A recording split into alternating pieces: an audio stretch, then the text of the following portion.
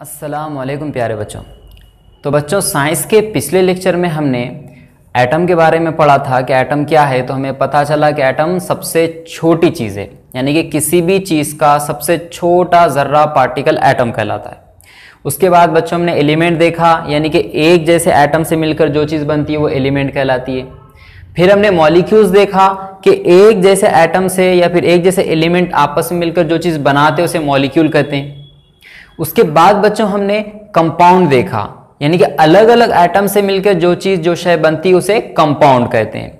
ये चीज़ें हमने पिछले लेक्चर में देख ली थी। आज हम बच्चों एटम के अंदर जाएंगे और बच्चों आज के लेक्चर में हम डिस्कस करेंगे एटॉमिक नंबर क्या है, एटॉमिक मास क्या है और आइसोबार किसे कहते हैं। ठीक है, इन तीन चीजों को हमें आज देखना है। जिन बच्चों को पहले से ही तीन चीजें आती है बिल्कुल इस लेक्चर को देखने की जरूरत नहीं, लेकिन जिन्हें नहीं आती बिल्कुल मेरे साथ बने रहिए। ठीक है, चलिए बच्चों, सबसे पहले हम देखते हैं एटॉमिक नंबर। एटॉमिक नंबर बच्चों इसे उर्दू में कहते हैं जौहरी अदद। जौहरी अदद इसे हम उर्दू में कहते हैं। समझ पा रहे बच्चों? तो चलिए देखते हैं एटॉमिक नंबर क्या होता है। ठीक है बच्चों, आपने तो सुना ही होगा कि हाइड्रोजन जो है उसका एटॉमिक नंबर 1 है, जौहरी अदद 1 है। क्लोरीन जो है उसका 17 है। हीलियम का एटॉमिक नंबर, हीलियम का है जौहरी अदद कितना है? 2 है ना। लिथियम का जौहरी अदद 3 है। असल में होता क्या है उसको देखते हैं बच्चों। ठीक है, चलिए बच्चों कोई भी एक एटम ले लेते हैं। ठीक है, फॉर एग्जांपल हम एटम ले लेते हैं बच्चों। तो बच्चों हम सबसे पहले बात करेंगे हाइड्रोजन की। किसकी बात करेंगे? हाइड्रोजन की हम बात करते हैं। आप सबने तो देखा ही होगा हाइड्रोजन, जिसको हमने देखिए हाइड्रोजन को हम H से जाहिर करते हैं, है ना। यही क्या है बच्चों? हमारा हाइड्रोजन है।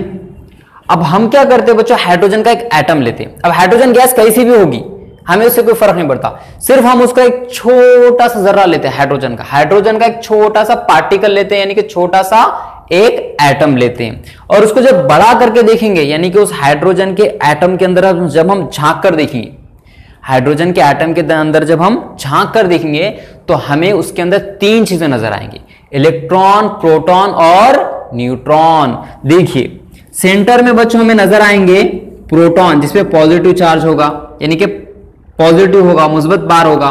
और साथ में होगा बच्चों न्यूट्रॉन, जिसके ऊपर कोई भी बार नहीं होगा, कोई भी चार्ज नहीं होगा। और इसके अतराफ में बच्चों घूमता है, गर्दिश करता है इलेक्ट्रॉन। कौन है बच्चों? इलेक्ट्रॉन। तो ये हमारा हाइड्रोजन है। अब हाइड्रोजन एक एटम है, लेकिन उसके अंदर भी कितनी चीजें दिखी बच्चों? 3 चीजें दिखी। हाइड्रोजन के एटम के अंदर भी हमें 3 चीजें दिखी। तो मुझे बताइए बच्चों, 3 चीजें दिखी हाइड्रोजन के एटम के अंदर, तो क्या ये चीजें हर एटम के अंदर होती हैं? बिल्कुल। ये 3 चीजें यानी कि इलेक्ट्रॉन, प्रोटॉन और न्यूट्रॉन, ये 3 चीजें हर एटम में मौजूद है। लास्ट लेक्चर में हमने जो पीरियडिक टेबल देखा था, उस पीरियडिक टेबल में बच्चों आपको दिखे थे कि पूरे 118 एलिमेंट नजर आ रहे थे। उन तमाम के तमाम 118 एलिमेंट में क्या मौजूद हैं? ये 3 चीजें, इलेक्ट्रॉन, प्रोटॉन और न्यूट्रॉन। अब बच्चों अब सोचने वाली बात है कि इलेक्ट्रॉन और प्रोटॉन क्या हो रहे हैं यहाँ पे। तो आप जरा देखिए, इलेक्ट्रॉन के ऊपर माइनस है ना, प्रोटॉन के ऊपर क्या है बच्चों? पॉजिटिव है। अच्छा, अपोजिट चार्ज है। मतलब कि अपोजिट चार्ज है तो होना क्या चाहिए? आप लोगों ने एक बात सुनी होगी, देखा होगा कि ये मैग्नेट है, मैग्नेट का अगर ये नॉर्थ पोल और ये मैग्नेट का अगर साउथ पोल नजदीक लाए तो दोनों चिपक जाते हैं। नॉर्थ पोल को कहते हैं जुनूबी कुतुब, साउथ पोल कहते हैं शुमाली कुतुब। दोनों को जब नजदीक लाए मैग्नेट क्या हो जाता है बच्चों? चिपक जाता है। अपोजिट वाले को, पॉजिटिव निगेटिव को कभी भी नजदीक लाएंगे तो चिपक जाएंगे। माइनस प्लस नजदीक लाएंगे तो क्या हो जाएंगे? चिपक जाएंगे। तो आपके जहन में क्वेश्चन फौरी आ जाएगा कि सर इलेक्ट्रॉन पे माइनस है, प्रोटॉन पे पॉजिटिव है, फिर भी ये दोनों चिपक रहे नहीं या फिर चिपकते हैं। अगर माइनस प्लस मिलेंगे तो इन्हों टकराएंगे और टूट जाएगा। सर आपने कहा कि हर एटम में है, जब हर एटम में है तो ये माइनस प्लस से आगे टकराना चाहिए और एटम टूट जाना चाहिए, यानी कि एटम जैसी कोई चीज होनी ही नहीं चाहिए। लेकिन बच्चों यहां वैसा नहीं है। यहां पर ये माइनस प्लस के बीच में जो फोर्स है बच्चों, खींच रहे एक दूसरे को, ये प्लस वाला ये माइनस वाला जो एक दूसरे को खींच रहे बच्चों, जो ताकत से खींच रहे, वो खींचने की ताकत को, वो फोर्स ऑफ अट्रैक्शन को ये इलेक्ट्रॉन यहां पर आने के बजाय बच्चों घूमने के लिए इस्तेमाल करता। किसके लिए इस्तेमाल करता? घूमने के लिए। आपने देखा होगा या फिर बचपन में आप लोग खेलते भी थे, है ना, कि एक लंबी रस्सी ले ली, रस्सी के यहां पर एक पत्थर बांध दिया, है ना, और ये लंबी रस्सी को ऐसा पकड़ा और ऐसा घुमाने की कोशिश कर रहे। अब आप देखिए क्या कर रहे, आप ऐसा करके उस पत्थर को अपनी जानिब खींच रहे, फिर ऐसा करके अपनी जानिब से क्या कर रहे, ढकेल रहे, फिर अपनी जानिब खींचने की कोशिश कर रहे पत्थर को। देखिए जरा गौर से, वो पत्थर वहां पर रस्सी को और ये हाथ ऐसा है, तो आप उसको अपनी जानिब क्या कर रहे हो, खींच रहे हो। जब उन्हें इधर चलेगा तो भी अपनी जानिब खींच रहे हो, इधर गया तब भी अपनी जानिब। जब उन्हें घूम रहा है, बात समझो, आप उसको अपनी जानिब खींच रहे हो, लेकिन उन्हें आपकी तरफ आ रहा है क्या? नहीं, उस फोर्स का इस्तेमाल उन्हें अपने आप को घुमाने के लिए कर रहा है। अपने आप को किस लिए कर रहा है? घुमाने के लिए कर रहा है। यहां पर भी बिल्कुल सेम कंसेप्ट है, ये प्लस और ये माइनस होते हैं, ठीक है, लेकिन इलेक्ट्रॉन इसको आगे चिपक जाते हैं क्या? नहीं, बल्कि ये इलेक्ट्रॉन उस कुव्वत को जो खींच रहे थे ना, कुव्वत, उस कुव्वत को, उस फोर्स को किसके लिए इस्तेमाल करता है बच्चों? घुमाने के लिए करता है। और यहां पर हमेशा के लिए क्या होता रहता है? उन्हें घूमते रहता है। क्या होता है? घूमता है। बात समझ में आ गई ना? तो बिल्कुल कभी भी जहन में अगर ये छोटा सा डाउट आ रहा है तो बिल्कुल अभी भी निकाल लीजिए कि इलेक्ट्रॉन यहां पर आके चिपक जाएगा। पक्का समझ गए यहां तक? चलिए बच्चों, छोटी छोटी बातें हैं लेकिन ये बड़ी काम की, बड़ी काम की बातें। चलिए बच्चों, तो हमने हाइड्रोजन का एक एटम लिया छोटा सा, उसको बड़ा करके देखा तो अंदर क्या नजर आया? प्रोटॉन नजर आया, न्यूट्रॉन नजर आया और इलेक्ट्रॉन नजर आए। और आपको पता चला है कि सेंटर में कौन थे? प्रोटॉन थे जिन पे प्लस था, उसके बाद कौन थे? न्यूट्रॉन थे जिसपे कोई बार नहीं था, और इसके अतराफ में कौन घूम रहे थे? इलेक्ट्रॉन घूम रहे थे। ठीक है, अभी एक आधे बच्चे के जहन में एक और क्वेश्चन आ रहा होगा, सर पहले तो हमने एटम को देखे नहीं, आप बोले एटम है, हमने यकीन कर लिया एटम है, फिर आपने नया कंसेप्ट लाया कि एटम के अंदर इलेक्ट्रॉन भी है, प्रोटॉन भी और न्यूट्रॉन भी है। सर हम इसको भी एक्सेप्ट कर ले रहे, लेकिन सर आप बोल रहे कि इलेक्ट्रॉन पे माइनस है, प्रोटॉन पे पॉजिटिव चार्ज है, न्यूट्रॉन पे कुछ भी नहीं है, अब इस पे कैसा यकीन करना सर? आपको कैसे पता चला? बच्चों ये एक्सपेरिमेंटली देखा गया, और इसके जो एक्सपेरिमेंट्स है, जो जे थॉमसन का एक्सपेरिमेंट है, जो डाल्टन का एक्सपेरिमेंट है, ये तमाम एक्सपेरिमेंट आपको अगले क्लासेस में पढ़ना है, आपको 11th में पढ़ना है। समझ में आ रही है ना बात? तो 11th में 12th में आपको समझ में आएगा कि इलेक्ट्रॉन पे माइनस है तो क्यों है, प्रोटॉन पे प्लस है तो कैसा प्लस है, कैसा पता चला, न्यूट्रॉन पे कोई बार नहीं है तो कैसा पता चला। और बच्चों इस पे एक बार आया कहां से अगर ये पूछा जाए तो इसका जवाब ये होगा, ये कुदरती है। ये कैसा है बच्चों? कुदरती, हम खुद से नहीं लाते हैं, इतने बात याद रखिए। ठीक है, चलिए, तो हाइड्रोजन के अंदर एक प्रोटॉन है, उसके तरफ में कौन घूम रहा है? एक इलेक्ट्रॉन। याद रखिए हाइड्रोजन के पास सिर्फ एक ही प्रोटॉन है और एक ही इलेक्ट्रॉन है, और जितने प्रोटॉन होते हैं उतने क्या होते हैं बच्चों? इलेक्ट्रॉन। यानी कि अगर हाइड्रोजन के पास एक इलेक्ट्रॉन है तो एक क्या होगा बच्चों? प्रोटॉन होगा। समझ में ना बात? एक इलेक्ट्रॉन है तो एक क्या होगा? प्रोटॉन होगा। आप कहेंगे कि सर हाइड्रोजन के पास एक ही इलेक्ट्रॉन रहता है या ज्यादा? तो बच्चों एक ही रहता।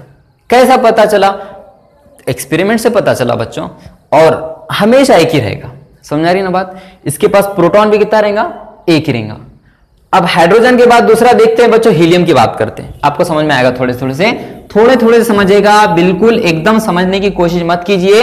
अगर आप किसी दावत में जाते हैं तो दावत में जाने के बाद आप वेट करते हैं, मुश्काब के आने का वेट करते हैं, है ना, उसके बाद थोड़े से खाना लेके अपनी प्लेट में लेकर खाना शुरू करते हैं। कभी ऐसा हुआ कि आपका दिल बहुत बेचैन हो रहा है कि बिरयानी कैसी बनी या फिर वगैरह चीजें कैसी बनी देखना है, तो आप फौरी किचन में जाकर वहां पर डायरेक्ट बिरयानी में अपना मुंह डाल देते हैं क्या? नहीं, डाल देंगे तो क्या होगा? मुंह जल जाएगा, आप भी जल जाओगे। तो आपको तमाम चीजें थोड़ी से लेनी है, सब्र रखना है, बिना सब्र के कोई भी चीज नहीं होगी। ठीक है, भले बेसिक चीजें लग रही होगी लेकिन इसको पढ़ना जरूरी है। समझ में आ रही ना? ताकि आगे के बड़े बड़े कंसेप्ट आपके क्लियर हो। ठीक है, चलिए बच्चों देखो, तो ये जो एटम है किसका है बच्चों? ये किसका एटम है? हाइड्रोजन का। उर्दू मीडियम वाले बच्चे सोच रहे होंगे मैं हाइड्रोजन को ऐसे ही लिख रहा हूं, उर्दू में लिखे। बच्चों हाइड्रोजन को जब हाइड्रोजन ही कहते हैं तो उर्दू में लिखने की क्या जरूरत? ठीक है, चलो दूसरा है बच्चों हीलियम। हीलियम, तो बच्चों हीलियम के अंदर अगर अपन देखेंगे तो सेंटर में बच्चों प्रोटॉन ही है और सेंटर में न्यूट्रॉन है और अतराफ में कौन घूम रहे हैं बच्चों, इलेक्ट्रॉन घूम रहे हैं। लेकिन हीलियम के पास बच्चों 2 इलेक्ट्रॉन रहते हैं और 2 क्या होते हैं बच्चों, प्रोटॉन होते हैं। हीलियम के पास 2 प्रोटॉन होते हैं, 2 इलेक्ट्रॉन होते हैं। हाइड्रोजन के पास सिर्फ और सिर्फ 1 प्रोटॉन और 1 इलेक्ट्रॉन होता है।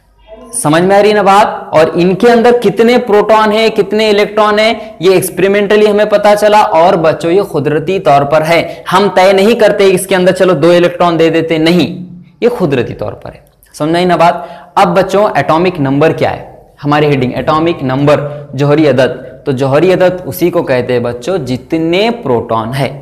हाइड्रोजन के पास प्रोटॉन कितने, तो आप कहेंगे सर 1। तो जब हाइड्रोजन के पास 1 प्रोटॉन है तो हाइड्रोजन का एटॉमिक नंबर जौहरी अदद कितना है, 1 है। हीलियम, हीलियम के पास प्रोटॉन कितने, 2। तो हीलियम का जो जौहरी अदद है वो कितना है, 2 है। समझा रही ना बात, पक्का। हाइड्रोजन के अंदर 1 प्रोटॉन है इसलिए उसका जौहरी अदद 1 है, हीलियम के अंदर 2 है इसलिए उसका जौहरी अदद 2 है। समझे। लिथियम के अंदर 3 प्रोटॉन है तो उसका जौहरी अदद कितना होगा, 3। बेरिलियम के अंदर 4 है तो जौहरी अदद कितना होगा, 4। बोरॉन के अंदर 5 है तो जौहरी अदद कितना होगा, 5। कार्बन के अंदर 6 तो जौहरी अदद कितना होगा, 6। जौहरी अदद यानी कि एटॉमिक नंबर। समझ में आई बात, पक्का। तो एटॉमिक नंबर किसको बोलते हैं, जितने उसके पास क्या मौजूद हो, प्रोटॉन मौजूद हो। ठीक है बच्चों, तो इसके डेफिनेशन वगैरह लिखने की कोई भी जरूरत नहीं है बच्चों, आप सिर्फ इसको समझिए बस। आज के लेक्चर में आपको कुछ लिखना नहीं है, बस आपको सिर्फ और सिर्फ क्या करना है, समझना है। ये चीजें समझने की है, लिखने की चीज रही तो मैं खुद आपको लिखा कर दूंगा। आपको समझ में आ गया एटॉमिक नंबर। चलिए आगे बढ़ते हैं, एटॉमिक मास देखते हैं। चलिए बच्चों, अब हम जौहरी कमियत को समझते हैं। और अभी हमने जौहरी अदद देख लिया, यानी कि जितने प्रोटॉन के है उतने ही, जितने प्रोटॉन है समझो अगर 10 प्रोटॉन है तो उसका जौहरी अदद यानी कि एटॉमिक नंबर 10 होगा। और अगर प्रोटॉन अगर 11 है तो उसका एटॉमिक नंबर कितना होगा, 11 होगा, है ना। एटॉमिक नंबर यानी कि जौहरी अदद। तो अभी बच्चों हम जौहरी कमियत को पढ़ते हैं। इससे पहले एक क्वेश्चन आपके जहन में आ रहा होगा कि सर आपने कहा कि इलेक्ट्रॉन जितने हैं, इलेक्ट्रॉन जितने हैं उतने ही प्रोटॉन होते हैं। अगर मान ले के, चलो मान ले क्या है, एक्चुअल में है कि सोडियम के पास 11 इसका एटॉमिक नंबर है, यानी कि इसके पास इलेक्ट्रॉन भी 11 होंगे, तो इसके पास प्रोटॉन भी कितने होंगे, 11 होंगे। तो सर हमने जौहरी अदद की तारीफ एटॉमिक नंबर की डेफिनेशन में ऐसा क्यों नहीं लिखे कि टोटल नंबर ऑफ इलेक्ट्रॉन, जौहर में मौजूद कुल इलेक्ट्रॉन की तादाद, ऐसा क्यों नहीं लिखे, प्रोटॉन क्यों लिखे बच्चों? इस वजह से क्योंकि इलेक्ट्रॉन कम ज्यादा होते रहते हैं, यानी कि अगर हम किसी चीज को हीट करते हैं तो उसमें से इलेक्ट्रॉन बाहर निकलते हैं। अगर हम करंट फ्लो करते हैं तो इलेक्ट्रॉन उसके कम होते हैं, मतलब इलेक्ट्रॉन वहां से बह जाते, फ्लो हो जाते हैं। समझ पा रहे ना। तो इलेक्ट्रॉन कम या ज्यादा हो सकते हैं, लेकिन उसके जो प्रोटॉन है बच्चों वो फिक्स रहते, वो हलते नहीं। इस वजह से ही हम जब भी एटॉमिक नंबर यानी कि जौहरी अदद की बात करें तो हम किसकी क्वांटिटी लेंगे, हम तादाद लेंगे, क्वांटिटी लेंगे, प्रोटॉन की और इलेक्ट्रॉन की नहीं लेंगे। बात समझ में आई ना। चलिए बच्चों अब देखते हैं हम जौहरी कमियत यानी कि एटॉमिक मास। तो बच्चों एटॉमिक मास को समझने के लिए हम एग्जांपल लेते हैं सबसे पहले कार्बन की। क्या लेते हैं, कार्बन, कार्बन की एग्जांपल लेते हैं। बच्चों कार्बन क्या है, जो कार्बन का जो एटॉमिक नंबर है यानी कि जौहरी अदद है वो है बच्चों 6। अब एटॉमिक नंबर जौहरी अदद बोल दिया तो आपको पता चल जाना कि इसके पास इलेक्ट्रॉन कितने हैं, 6, इसके पास प्रोटॉन कितने हैं, 6। समझ में ना बात। चलिए अब इसको बनाते, इसका एटम बनाने की कोशिश करते हैं। तो हमको पता चला सेंटर में कौन रहते, प्रोटॉन, और कौन रहते, न्यूट्रॉन, जिसके ऊपर कुछ भी नहीं रहता, और अतराफ में कौन घूमते रहते बच्चों, इलेक्ट्रॉन। ठीक है, 1 2, इसके बाद कितने आएंगे फिर, 1 2 3 4। अब आप क्वेश्चन करेंगे सर पहले में 2 बिठाए फिर 4 बिठाए, ऐसा क्यों? तो बच्चों इसको हम आगे देखेंगे। इसको कैसा देखेंगे, आगे देखेंगे। वही मैंने अभी कहा, गरम गरम खाएंगे तो मुंह जल जाएगा। सुना रही ना बात। तो हम इसको थोड़ा सा आगे देखते हैं ताकि अच्छे से समझ में आ जाए। अगर सभी अभी देख लेंगे तो हमें आगे कुछ समझ में आने वाला नहीं, उल्टा हम कंफ्यूज हो जाएंगे। चलिए बच्चों तो देखते हैं कि क्या बात समझ में आई भाई। हम देख रहे थे जौहरी कमियत यानी कि एटॉमिक मास। अच्छा, तो इसका एटॉमिक मास कितना होगा? तो बच्चों याद रखिए, एटॉमिक मास यानी कि उसका वेट, वजन उसका कितना है, यानी कि सोडियम कार्बन का वजन कितना है, हाइड्रोजन का कितना, हीलियम का कितना, लिथियम का कितना। ये सब जानने के लिए बच्चों आपको यह समझना होगा कि इसमें हेवी कौन है। जैसे कि अगर हम बात करेंगे प्रोटॉन और न्यूट्रॉन, ये बहुत ज्यादा हेवी रहता है बच्चों सेंटर में, और अतराफ में जो इलेक्ट्रॉन घूम रहे हैं बहुत हल्के, इनका वजन हम नजरअंदाज कर सकते हैं। कैसा कर सकते हैं? नजरअंदाज। ये प्रोटॉन और न्यूट्रॉन बहुत हेवी वजन होते हैं। जैसे कि अगर मैं बात कहूं, इसको उर्दू में कहते हैं मरकजा और इंग्लिश में कहते हैं न्यूक्लियस। क्या कहते हैं? न्यूक्लियस। तो सेंटर में जो प्रोटॉन और न्यूट्रॉन है ये बहुत हेवी है, लेकिन अतराफ के इलेक्ट्रॉन बिल्कुल भी हेवी नहीं है, एकदम लाइट इन वेट है, हल्के है बहुत। तो हम इलेक्ट्रॉन को नजरअंदाज कर सकते। क्या कर सकते? नजरअंदाज कर सकते। कैसा? तो आपको एक एग्जांपल देता हूं, समझ में आता है, आ जाएगा। जैसे कि बच्चों अगर आप किसी दुकान पर गए, आप किसी दुकान पर गए और मान लीजिए आप शक्कर लाने गए, शक्कर लाने गए तो उसने क्या किया, दुकानदार ने तराजू के इस हिस्से में क्या किया, वेट रख दिया, यानी कि माप रख दिया, और इस हिस्से में क्या किया, उसने कागज का टुकड़ा रखा, कागज का एक पैकेट रखा, उसके अंदर क्या डालकर दे रहा है बच्चों? शक्कर डालकर दे रहा है। आपने कभी उससे कहा कि भाई साहब आप ही कागज निकालिए, हम पैसे शक्कर के दे रहे, सिर्फ शक्कर दीजिए, या फिर कागज ऊपर से लगा के दीजिए, आपने कहा? या फिर आपने कहा कि इधर कागज लगा रहे तो वही साइज का कागज इधर लगाओ? नहीं, आपने क्या कहा, उस कागज को नजरअंदाज कर दिया। क्यों? क्योंकि उस कागज का कुछ भी वजन नहीं था। मान लीजिए अगर वो एक कागज लगाने के बजाय अगर 10 कागज से मोटा कागज लगाता और शक्कर डाल के देता, आप लेते? नहीं। अब आप नजरअंदाज करते क्या? नहीं, क्योंकि अब उसका कुछ ना कुछ वजन है, लेकिन पहले आपने क्या किया था? नजरअंदाज किया था। उसी तरीके से बच्चों ये इलेक्ट्रॉन यहां पर कागज की मानिंद है और ये प्रोटॉन और न्यूट्रॉन यहां पर शक्कर की मानिंद है, यानी कि यहां पर इलेक्ट्रॉन का कोई भी वेट, कोई भी वजन नहीं है वजन, लेकिन हम उसे क्या करते हैं? नजरअंदाज कर देते हैं। और जो असल वजन है वो किसका? प्रोटॉन और न्यूट्रॉन का। तो समझिए अब एटॉमिक मास यानी जौहरी कमियत क्या होगी। चलिए लिखता हूं मैं, एटॉमिक मास यानी कि जौहरी कमियत किसकी बच्चों? कार्बन की। क्या होगी? तो आप कहेंगे सर आपने कहा कि इलेक्ट्रॉन को नजरअंदाज करो, चलो हटाओ, नजरअंदाज कर दिए, बच्चे क्या? प्रोटॉन और न्यूट्रॉन। तो जौहरी कमियत क्या होंगी? दोनों की जमा होंगी। प्रोटॉन कितने हैं प्लस में न्यूट्रॉन कितने हैं। कार्बन के अंदर बच्चों 6 प्रोटॉन होते हैं और 6 न्यूट्रॉन होते हैं। तो कार्बन का जौहरी अदद यानी कि सॉरी जौहरी कमियत या फिर एटॉमिक मास कितना है? 12 है। क्यों 12 है? क्योंकि इसके पास प्रोटॉन भी 6, न्यूट्रॉन भी 6, इसीलिए कितना? 12। समझ पा रहे? ऑक्सीजन।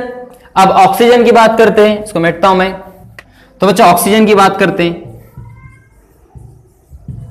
ऑक्सीजन को उर्दू में भी क्या कहते हैं? ऑक्सीजन ही कहते हैं। तो ऑक्सीजन का बच्चों जौहरी अदद एटॉमिक नंबर है 8, यानी कि 8वें नंबर पे है। तो बच्चों आप कहेंगे सर जौहरी अदद 8 है, एटॉमिक नंबर 8 है, यानी कि इसके पास इलेक्ट्रॉन भी कितने होंगे? 8। इसके पास प्रोटॉन भी कितने होंगे? 8। और बच्चों खुशकिस्मती से इसके पास न्यूट्रॉन भी कितने होते हैं? 8 होते हैं। चलिए फिर अब इसका एटॉमिक वेट निकाल के बताइए, एटॉमिक मास निकाल के बताइए, यानी कि जौहरी कमियत निकाल के बताइए। तो आप कहेंगे सर अगर एटम है तो एटम में हम इलेक्ट्रॉन को नजरअंदाज कर देंगे, तो इलेक्ट्रॉन को हम यहां नजरअंदाज कर देंगे। बचे क्या सर? अंदर प्रोटॉन और न्यूट्रॉन बचे। हाँ, ये दोनों की जमा कर दो सर, तो आपको क्या मिल जाएगा? एटॉमिक मास यानी जौहरी कमियत। तो ऑक्सीजन के लिए एटॉमिक मास यानी कि जौहरी कमियत कितनी है? प्रोटॉन की तादाद प्लस में न्यूट्रॉन। प्रोटॉन कितने? 8। न्यूट्रॉन कितने? 8। तो इसका एटॉमिक मास यानी जौहरी कमियत कितनी बन गई? 16। ठीक है, तो इसकी डेफिनेशन कैसी बनेगी जौहरी कमियत की? यानी कि किसी भी जौहर के अंदर मौजूद प्रोटॉन और न्यूट्रॉन की तादाद को क्या कहते हैं? जौहरी कमियत कहते हैं। इंग्लिश में कैसी बनेगी? The total number of proton and neutron present in the atom is called as atomic mass. समझ रही ना बात। अच्छा, अब आपके जहन में क्वेश्चन आ रहा होगा, बहुत से बच्चों ने कंसीडर भी कर लिया होगा, मान भी लिए होंगे आप लोगों ने, बहुत से बच्चों ने, कि सर के किसी भी जौहर के अंदर, एटम के अंदर जितने इलेक्ट्रॉन उत्तेज क्या होते हैं, प्रोटॉन, उत्तेज क्या होते हैं, न्यूट्रॉन। लेकिन ये बात सही नहीं है, लेकिन ये बात सही नहीं है। कभी कभी ऐसा भी होता है कि प्रोटॉन कुछ है लेकिन न्यूट्रॉन बढ़ गए, न्यूट्रॉन की तादाद बढ़ गई। जैसे कि बच्चों अगर हम एग्जाम्पल लेते हैं क्लोरीन का, जैसे कि हम एग्जाम्पल लेते हैं क्लोरीन का, उर्दू में भी क्लोरीन ही। अब क्लोरीन के एग्जाम्पल में बच्चों, क्लोरीन का जो एटॉमिक नंबर है, जौहरी अदद है, वो है 17। कितना है? 17। तो आपके जहन में फौरी आ जाएगा सर 17 है, यानी कि इसके पास इलेक्ट्रॉन है 17, इसके पास प्रोटॉन भी हो जाएंगे सर 17, इसके पास सर न्यूट्रॉन भी हो जाएंगे 17। नहीं, न्यूट्रॉन 17 नहीं होंगे। हाँ, इसके अंदर न्यूट्रॉन 17 नहीं होते, बल्कि इसके अंदर न्यूट्रॉन होते हैं 18। कंफ्यूज्ड सर, ऐसा कैसे हो गया? ऐसा इसलिए हुआ कि ये कुदरती तौर पर ऐसा ही है, समझ रहे ना? कुदरती तौर पर इसके अंदर इलेक्ट्रॉन प्रोटॉन बराबर है लेकिन न्यूट्रॉन ज्यादा है। हमने खुद ने उसमें एक ऐड नहीं किए, बल्कि वो कुदरती तौर पर है।